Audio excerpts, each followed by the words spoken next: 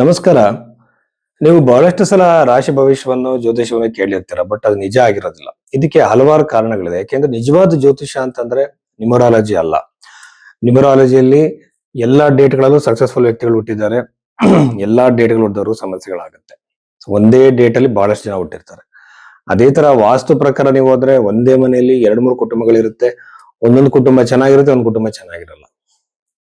Tarot ಕಾರ್ಡಿಗೆ ಹೋಗಿ ಬೇರೆ ಬೇರೆ ತರದ್ದು ಹೋಗಿ, ಈಗ ಒಂದು ಹರಳನ್ನ ಹಾಕೊಂಡ ತಕ್ಷಣ ನೀವು ಲೈಫ್ ಅಲ್ಲಿ ಸಕ್ಸಸ್ಫುಲ್ ಆಗಕ್ಕಾಗಲ್ಲ. ಯಾವ್ದೋ ಒಂದು ಹರಳು ಹಾಕೊಳ್ಳೋದು, ಯಾವ್ದೋ ಒಂದು ವಸ್ತುವನ್ನ ಮನೇಲಿ ಇಟ್ಕೊಳ್ಳೋದು, ಕಲರ್ ಕಲರ್ ವಸ್ತುಗಳನ್ನೆಲ್ಲ ಕೊಡ್ತಾ ಇದ್ದಾರೆ ಕೆಲವರು. ಸೊ ಇದು ಯಾಕೆ ಅಂತಂದ್ರೆ ಬೃಹತ್ ಪರಾಶರ ಹೋರಾಶಾಸ್ತ್ರದಲ್ಲಿ ಸ್ಟೋನ್ಸ್ ಬಗ್ಗೆ ಇಲ್ಲ, ನ್ಯೂಮರಾಲಜಿ ಬಗ್ಗೆ ಇಲ್ಲ, ದೊಡ್ಡ ದೊಡ್ಡ ಪೂಜೆಗಳು, ಕಾಸ್ಟ್ಲಿ ಪೂಜೆಗಳ ಬಗ್ಗೆ, ಜನಗಳು ಕೊಡ್ತಿರುವಂತ ಎಂತೆಂಥದೋ ಮಾಲೆಗಳು, ಎಂತೆಂಥದೋ ವಸ್ತುಗಳು, ಕಲರ್ ಕಲರ್ ಅವರೇ ತಯಾರು ಮಾಡಿರುವಂತದ್ದು ಏನೇನೋ ಒಂದು ವಸ್ತುಗಳು ಯಾವುದು ಕೂಡ ಇಲ್ಲ. ಯಾಕೆ ಅಂತಂದ್ರೆ ಬೃಹತ್ ಪರಾಶರ ಹೋರಾಶಾಸ್ತ್ರ ಹೇಳುವಂತದ್ದು ಏನಂದ್ರೆ, ಪರಾಶರ ಮಹರ್ಷಿಗಳು ಕರ್ಮಕ್ಕೆ ಅನುಸಾರವಾಗಿ ನಾವು ನಮ್ಮ ಫಲವನ್ನ ಪಡಿತೀವಿ ಅಂತೇಳಿ. ಸೊ ಅದರಲ್ಲಿ ಬದಲಾವಣೆ ಮಾಡ್ಕೊಳ್ಳಕ್ಕೆ ಸಾಧ್ಯ ಕಷ್ಟ, ಬಹಳ ಕಷ್ಟ. ಅದಕ್ಕೆ ಅವ್ರು ಹೇಳಿರುವಂತದ್ದು ಮಂತ್ರ ಜಪಗಳು, ದಾನಗಳು ಮಾತ್ರ. ಸೊ ಮಂತ್ರ ಜಪಗಳು ಅಂದ್ರೆ ಯಾವ ಗ್ರಹದಿಂದ ಸಮಸ್ಯೆ ಆಗ್ತಿದೆ ಆ ಗ್ರಹಕ್ಕೆ ಮಂತ್ರ ಜಪಗಳು, ದಾನಗಳು ಆ ಗ್ರಹಗಳಿಗೆ ಸಂಬಂಧಪಟ್ಟಂತೆ. ಕಾರ್ಮಿಕ್ ರೆಮಿಡಿ ಅಂತಾರೆ. ಈಗ ಶನಿಯ ಪ್ರಭಾವ ನೀವು ಜಾತಕದಲ್ಲಿ ಅತಿ ಹೆಚ್ಚಾಗಿದ್ದು ನಿಮ್ಗೆ ಸಮಸ್ಯೆ ಆಗ್ತಿದ್ದಾಗ ಶನಿ ರೆಪ್ರೆಸೆಂಟ್ ಮಾಡುವಂತಹ ವಯಸ್ಸಾದವರಿಗೆ ಸಹಾಯ ಮಾಡುವುದು, ವೃದ್ಧಾಶ್ರಮಗಳಿಗೆ ಸಹಾಯ ಮಾಡುವುದು, ಈ ತರ ಇದೇ ಹೊರತು ಇವೆಲ್ಲ ಜ್ಯೋತಿಷ್ಯ ಅಲ್ಲ. ಹಾಗಾಗಿ ನಿಜವಾದ ಜ್ಯೋತಿಷ್ಯ ಏನಂತ ಜನಗಳು ತಿಳ್ಕೋಬೇಕು. ಮತ್ತೆ ಜ್ಯೋತಿಷ್ಯದಲ್ಲಿ ಜ್ಯೋತಿಷ್ಯರು ಹೇಳಿದಂಥದ್ದು ಯಾಕೆ ಸುಮಾರು ಸಲ ನಿಜ ಆಗಲ್ಲ ಅಂದ್ರೆ, ಒಂದು ನಿಮ್ಮ ಡೇಟ್ ಆಫ್ ಬರ್ತ್ ಟೈಮ್ ಸರಿ ಇರಲ್ಲ. ಎರಡನೇದು, ನಿಮ್ಮ ಡೇಟ್ ಆಫ್ ಬರ್ತ್ ಟೈಮು ಸರಿ ಇಲ್ಲ ಅಂದ್ರೆ ಅವ್ರಿಗೆ ಹೇಗ್ ಭವಿಷ್ಯ ಹೇಳ್ಬೇಕು ಅಂತ ತುಂಬಾ ಜ್ಯೋತಿಷ್ಯರಿಗೆ ಗೊತ್ತಿಲ್ಲ. ನಾನು ಅನುಸರಿಸೋ ಪದ್ಧತಿ ಏನಂದ್ರೆ, ನಿಮ್ಮ ಜಾತಕದಲ್ಲಿ ಮತ್ತೆ ನಿಮ್ಮ ಹಸ್ತದಲ್ಲಿ ಇರುವಂತಹ ಲಕ್ಷಣಗಳನ್ನ ಎರಡನ್ನೂ ಕೂಡ ನಾನು ಗಮನಿಸಿ ಅನ್ವಯಿಸಿ ಹೇಳ್ತೀನಿ. ಯಾಕೆಂತಂದ್ರೆ ನಾಡಿ ಜ್ಯೋತಿಷದಲ್ಲಿ ಹಸ್ತದಲ್ಲಿರುವಂತ ಲೈನ್ಸ್ ಒಬ್ರಿಗಿದ್ದಂಗೆ ಇನ್ನೊಬ್ರಿಗೆ ಇರಲ್ಲ. ಅದನ್ನು ಗಮನಿಸಿ ಜಾತಕವನ್ನ ಮ್ಯಾಚ್ ಮಾಡಿದಾಗ ಬರ್ತ್ ಟೈಮ್ ಸರಿ ಇಲ್ಲ ಅಂದ್ರೂ ಕೂಡ ನಾವು ಪ್ರೆಡಿಕ್ಷನ್ಸ್ ನ ಕೊಡ್ಬೋದು, ಬಹಳ ಈಸಿಯಾಗಿ ಹೇಳ್ಬೋದು. ಇದು ಜ್ಯೋತಿಷ್ಯ ಆಗುತ್ತೆ. ಅದು ಬಿಟ್ಟು ನೀವು ಬರೀ ರಾಶಿ ಮೇಲೆನೆ ಎಲ್ಲ ಹೇಳ್ಬಿಡ್ತಾರೆ, ಎಲ್ಲಾನು ಕೂಡ ಜಮ್ ಸ್ಟೋನ್ಸ್ ಹಾಕೊಳ್ಳಿ ಅಂತ ಹೇಳ್ಬಿಡ್ತಾರೆ, ಹೆಸರು ಚೇಂಜ್ ಮಾಡ್ಕೊಳ್ಳಿ ಅಂತ ಹೇಳ್ತಾರೆ. ಒಂದೇ ಹೆಸರಲ್ಲಿ ಸಕ್ಸಸ್ಫುಲ್ ಆದವರು, ಫೇಲ್ಯೂರ್ ಆದವರು ತುಂಬಾ ಜನ ಇದ್ದಾರೆ. ಸೊ ಇದು ನಿಜವಾದ ಜ್ಯೋತಿಷ್ಯ.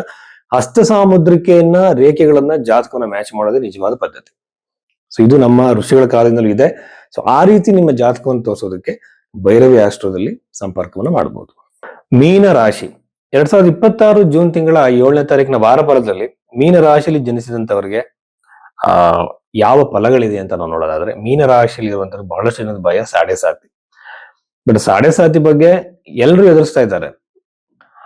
ಅವ್ರಿಗೆ ಸ್ಟೋನ್ ಹಾಕೊಳ್ಳಿ, ಅದಾಕೊಳ್ಳಿ ಅಂತೆಲ್ಲ ಹೇಳ್ತಿರ್ತಾರೆ. ಬಟ್ ಸಾಡೆ ಸಾತಿ ನಿಮಗೆ ಪ್ರಾಬ್ಲಮ್ ಮಾಡತ್ತಾ ಇಲ್ವಾ ಅಂತ ಕಂಡುಹಿಡಿಯೋದು ಹೇಗೆ ಅಂತಂದ್ರೆ, ಅಷ್ಟಕ ವರ್ಗ, ಭಿನ್ನಾಷ್ಟಕ ವರ್ಗದಲ್ಲಿ ಪಾಯಿಂಟ್ಸ್ ನೋಡ್ಕೋಬೇಕು, ಶನಿಯ ಡಿಗ್ರೀಸ್ ನೋಡ್ಕೋಬೇಕು, ಶನಿ ನಿಮ್ಗೆ ಅವಯೋಗಿನ ನೋಡ್ಕೋಬೇಕು, ದಶೆಯಲ್ಲಿ ಇದ್ದಾನ ನೋಡ್ಕೋಬೇಕು. ಅದ್ರ ಮೇಲೆ ನಾವು ಹೇಳ್ಬೋದು. ಮತ್ತೆ ನನ್ನ ರಿಸರ್ಚ್ ಪ್ರಕಾರ ಸಾಡೆ ಸಾತಿಯಲ್ಲಿ ಕೆಲವರು ತುಂಬಾ ಸಕ್ಸಸ್ಫುಲ್ ಆಗಿದ್ದಾರೆ. ಅಷ್ಟು ಈಸಿಯಾಗಿ ಪ್ರಾಬ್ಲಮ್ ಕೊಡುತ್ತೆ ಅಂತ ಹೇಳಕ್ ಬರಲ್ಲ. ಅದು ಎಷ್ಟನೇ ರೌಂಡ್ ಅಲ್ಲಿ ನಿಮಗೆ ಸಾಡೆ ಸಾತಿ ಬರ್ತಾ ಇದೆ ಅಂತ ನೋಡ್ಕೋಬೇಕು. ಸೊ ಇವೆಲ್ಲ ಇದೆ. ಬಟ್ ಆದ್ರೂ ಭಯ ಇದ್ದಾಗ ನನ್ನ ಒಂದು ಎಕ್ಸ್ಪೀರಿಯನ್ಸ್ ಅಲ್ಲಿ ಹನುಮಾನ್ ಚಾಲಿಸವನ್ನ ರೆಗ್ಯುಲರ್ ಹೇಳೋರಿಗೆ ಸಾಡೆ ಸಾತಿಯ ಪರಿಣಾಮ ಕಡಿಮೆ ಆಗುತ್ತೆ. ಆಮೇಲೆ ವಿವಾಹದ ವಿಳಂಬ ಆಗುತ್ತೆ. ಸಂಬಂಧಗಳು ನೋಡ್ತಿರ್ತೀರಾ, ಮದುವೆಗಳಿಗೆ ಸಂಬಂಧಗಳು ಬರೋದು, ಮಿಸ್ ಆಗುವಂಥದ್ದು, ಸಂಬಂಧಗಳೇ ಬರದೇ ಇರೋದು, ಈ ತರ ಪ್ರಾಬ್ಲಮ್ಸ್ ಎಲ್ಲ ಇರುತ್ತೆ. ಯಾಕಂದ್ರೆ ಶನಿಗ್ರಹ 2.5 ವರ್ಷ ತನಕ ಒಂದೇ ರಾಶಿಯಲ್ಲಿ ಇರುವಂತದ್ದು, 2.5 ವರ್ಷ ಮದುವೆ ವಿಳಂಬ ಆಗುತ್ತೆ. ಹಾಗಾಗಿ ಮಂತ್ರ ಜಪಗಳನ್ನ ಮಾಡಬೇಕು. ನಾನು ಯೂಶುವಲ್ ಆಗಿ ಯಂತ್ರ, ಮಂತ್ರ, ತಂತ್ರ 3 ತರದ ರೆಮಿಡೀಸ್ ಕೊಡ್ತೀನಿ. ಅದ್ರಲ್ಲಿ ಬಂದು ಅಮೆಝಾನ್ ಅಲ್ಲಿ ಸಿಗುವಂತ ಕಲರ್ ಕಲರ್ ವಸ್ತುಗಳಾಗಿರ್ಬೋದು, ದೊಡ್ಡ ದೊಡ್ಡ ಪೂಜೆಗಳಾಗಿರ್ಬೋದು, ಹೆಸರು ಚೇಂಜ್ ಮಾಡ್ಕೊಳ್ಳುವಂಥದ್ದು, ಮೊಬೈಲ್ ನಂಬರ್ ಚೇಂಜ್ ಮಾಡ್ಕೊಳ್ಳೋ ರೆಮಿಡೀಸ್ ನಾನು ಕೊಡಲ್ಲ. ಋಷಿಗಳು ಹೇಳಿರುವಂತದ್ದು, ಒಂದು ಕರ್ಮದಿಂದ ಈ ಸಮಸ್ಯೆ ಬಂದಿದೆ, ಆ ಕರ್ಮ ಅದು ಆ ರಿಸಲ್ಟ್ ನ ಕೊಡುವುದು ಗ್ರಹ. ಆ ಗ್ರಹಕ್ಕೆ ಮಂತ್ರ ಜಪವನ್ನ ಮಾಡಿ. ಶನಿಯಿಂದ ನಿಮಗೆ ತೊಂದರೆ ಆಗ್ತಿದ್ಯಾ, ಶನಿಯ ಮಂತ್ರ ಜಪ ಮಾಡಿ. ಶನಿ ರೆಪ್ರೆಸೆಂಟ್ ಮಾಡೋದೇನು, ವಯಸ್ಸಾದವರು, ಮನೆಯಲ್ಲಿ ವಯಸ್ಸಾದವರು ಇದ್ರೆ ಅವ್ರಿಗೆ ನೋವು ಮಾಡಬೇಡಿ, ತಂದೆ ಗೌರವ ಕೊಡಿ. ಶನಿ ಗ್ರಹ ರೆಪ್ರೆಸೆಂಟ್ ಮಾಡೋ ವೃದ್ಧಾಶ್ರಮಗಳಿಗೆ ಹೆಲ್ಪ್ ಮಾಡಿ. ವೃದ್ಧರಿಗೆ ಹಾಸ್ಪಿಟ್ಲ್ಗಳಲ್ಲಿ ಅಥವಾ ಹೊರಗಡೆ ಔಷಧಿ ಇಲ್ಲದೆ ಕಷ್ಟಪಡ್ತಾರೆ, ಅವ್ರಿಗೆ ಮೆಡಿಸಿನ್ ಕೊಡಿಸಿ. ಈ ತರ ಪರಿಹಾರಗಳು ಕಾರ್ಮಿಕ್ ರೆಮಿಡೀಸ್ ಅಂತಾರೆ. ಇದನ್ನ ಗ್ರಂಥಗಳಲ್ಲಿ ಹೇಳಿದ್ದಾರೆ. ಬಟ್ ನಮ್ಮಲ್ಲಿ ಏನ್ ಮಾಡ್ತಾರೆ ಅಂದ್ರೆ, ಕಲರ್ ಕಲರ್ ವಸ್ತುಗಳನ್ನ ಮನೇಲಿ ಇಟ್ಕೊಳ್ಳೋದನ್ನ ಹೇಳ್ಕೊಡ್ತಾ ಇದ್ದಾರೆ. ಈ ವಸ್ತುನ ಆ ದಿಕ್ಕಲ್ಲಿಡಿ, ಆ ವಸ್ತುನ ಇಲ್ಲಿಡಿ, ಈ ಮಿರರ್ನ ಅಲ್ಲಿಡಿ ಅಂತ ಹೇಳುವಂತ ಬಾಲಿಶವಾಗಿರೋ ರೆಮಿಡೀಸ್. ಇದನ್ನ ಫಾಲೋ ಮಾಡಬೇಡಿ. ಋಷಿಗಳು ಹೇಳಿರೋದನ್ನ ಮಾತ್ರ ಫಾಲೋ ಮಾಡಿ. ಈ ತರ ಜ್ಯೋತಿಷ್ಯ ಹೇಳೋರ್ನ ನಂಬಬೇಡಿ. ಆಮೇಲೆ ರಿಸಲ್ಟ್ ಖಂಡಿತ ಬರುತ್ತೆ ನಿಮಗೆ. ನಾನು ಅನ್ಕೊಂಡಂಗೆ ರಿಸಲ್ಟ್ ಖಂಡಿತ ಬರುತ್ತೆ. ಒಂದು ವೇಳೆ ರಿಸಲ್ಟ್ ಅದಕ್ಕೆ ಬಂದಿಲ್ಲ ಅಂದ್ರೆ ನಾವು ನಮ್ಮ ಕರ್ಮವನ್ನ ಅಕ್ಸೆಪ್ಟ್ ಮಾಡ್ಕೊಳ್ಳೇಬೇಕು. ಚೇಂಜ್ ಮಾಡಕ್ ಆಗದೆ ಇರುವಂತ ರಿಯಾಲಿಟಿ ಅದು. ಯಾವ್ದು ಬದಲಾವಣೆ ಆಗಿಲ್ವೋ ಅದನ್ನ ಒಪ್ಕೊಳ್ಳೇಬೇಕಾಗುತ್ತೆ. ಅದನ್ನ ಬದಲಾವಣೆ ಮಾಡಕ್ ಆಗಲ್ಲ. ಋಷಿಗಳು ಹೇಳಿದ್ದನ್ನ ಫಾಲೋ ಮಾಡಿದ್ಮೇಲೆ ಆಗಿಲ್ಲ ಅಂತಂದ್ರೆ ಏನು ಮಾಡಕ್ ಬರಲ್ಲ. ಅದು ಅನ್ಸರ್ಟನಿಟಿನ ನಾವು ಒಪ್ಕೋಬೇಕಾಗುತ್ತೆ. ಸೊ ಈ ತರ ಪರಿಹಾರಗಳು ಮಾಡೋದ್ರಿಂದ 90% ರಿಸಲ್ಟ್ ಬಂದಿದೆ. ಆಮೇಲೆ ಚತುರ್ಥದಲ್ಲಿರುವಂತಹ ಶುಕ್ರ ಗ್ರಹ ವೆಹಿಕಲ್ಸ್, ಪ್ರಾಪರ್ಟಿ, ಗ್ಯಾಡ್ಜೆಟ್ಸ್ಗಳು, ಮನೆಗೆ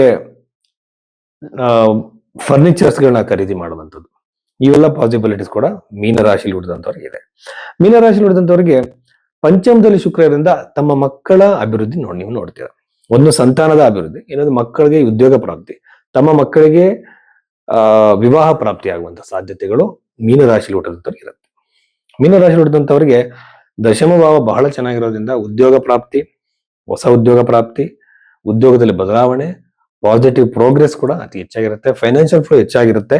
ಸಾಲದಿಂದ ಹೊರಗಡೆ ಬರೋದಕ್ಕೆ ನಿಮಗೆ ಹಣ ಒದಗಿ ಬರುತ್ತೆ, ಒಂದು ಅವಕಾಶ ಬರುತ್ತೆ. ಕೆಲವರು ಈಗ ಸಾಲ ತೀರಿಸಬೇಕು ಅಂದ್ರೆ ಪ್ರಾಪರ್ಟಿನ ಮಾರಬೇಕು, ಅಥವಾ ಏನೋ ಸೇಲ್ಗೆ ಇಟ್ಟಿರ್ತಾರೆ, ಅಥವಾ ಎಲ್ಲಿ ಯಾರಿಗೋ ಕೊಟ್ಟಿರೋ ಅಮೌಂಟ್ ವೇಟ್ ಮಾಡ್ತಾ ಇರ್ತಾರೆ. ಆ ತರ ಹಣ ಬರುವ ಸಾಧ್ಯತೆ ಇರುತ್ತೆ.